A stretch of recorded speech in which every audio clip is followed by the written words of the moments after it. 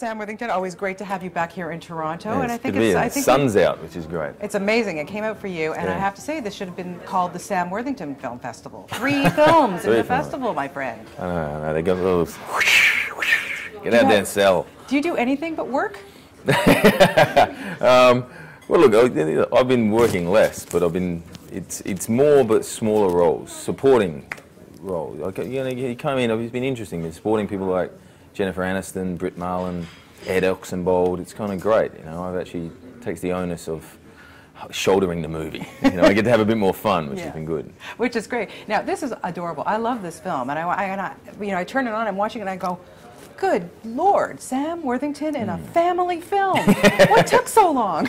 I never get offered them. I had to go knocking on the doors to try and get the offer. And yeah, that's exactly right. It's a gentle, you know, very kind of sweet film. And I thought that the concept of a young boy making paper planes for his entertainment rather than being plugged in was a great conceit. And I loved the idea of a paper plane tournament. I never thought they actually existed. Yeah. And then to play, you know, to role reverse it, so he's the kid's the adult and the adult's the kid in a way, and it's his job to help me out. Is something a bit different about the genre that we haven't seen. It's amazing. It's really, really sweet. And working with that, I mean, this kid, he's 45 actually. He's a small 45-year-old. He's wonderful. I mean, just talking to him for a few minutes, but wow, what an actor. He's great. I came in late on the job, and he had already kind of filmed 3/4 of the movie.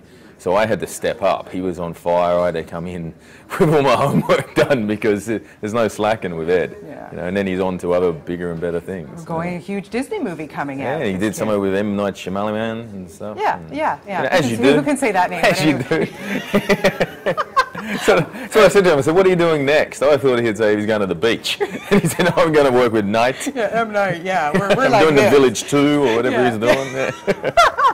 Okay, now I have to ask you, Cake. I mean, wow, I can't wait to see it. I haven't seen it yet, but working with someone like Jennifer Aniston, and I have to say, I love seeing her in the darker, more dramatic stuff. Yeah, she really it's definitely shines dark. In that. It's all about grief, and it's all about death and dealing with death. So it's not a kind of a, it's light in the sense of how other people deal with it, but it's not a light subject matter. And you know, Jennifer, she's amazing. She's she was the producer on it as well, so it was her baby, and she shipped it all the way. So.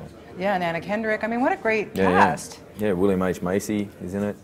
You know, so it's great. Fantastic. And then another one you have here with The Keeping Room as well, with the beautiful Britt Marlin. And Britt Marlin, Yeah, Britt, the ethereal Britt, who's a festival queen herself. She is. But, I like doing that. Same type of thing. I just got to go in and, you know, that's a kind of like a, you know, what's it called, like a home invasion movie, except set in the Civil War, and I get to be the one causing a bit of trouble. So, you know, it's kind of. You caused trouble? I kind of went a bit out there on that one. It was a bit fun. I don't know. I think it might be a bit much, to be honest.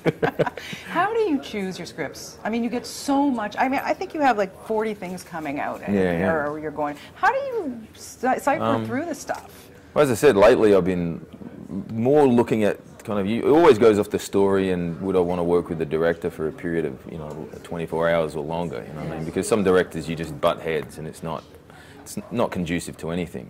But I've been looking at kind of parts that are not normally what I get offered. I normally get offered these kind of straight-laced heroic parts, and that's not that interesting.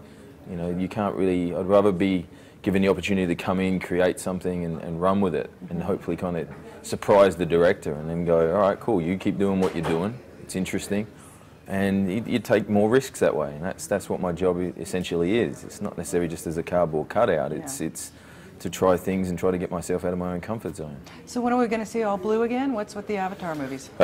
Start filming next year. Wow. I saw the boss before his birthday, and then he's ready to go. We do 2, 3, 4, 5, 6, 7, 8, 9. I'll be 90 by the time I get off Pandora. So yeah, we're building the craft and we start flying there next year. That's great. That's so great. Well, Sam, it's always so great to talk to you. I mean, you know, we go way back. I think last year you told me you were going to buy me diamonds. I think it was our anniversary. Whatever happened to that? Well, the cubic zirconias are coming. I'm waiting. Oh, you've now downgraded, have you? I don't know if that impresses me or not, Mr. Worthington. I don't know. It's still a sentiment. You got to love the sentiment. That's true. Well, I still love you. I always will. And thank you so much. Always great to talk to you. And best of luck with everything here in Toronto. And have some fun, okay? I will. Thank you.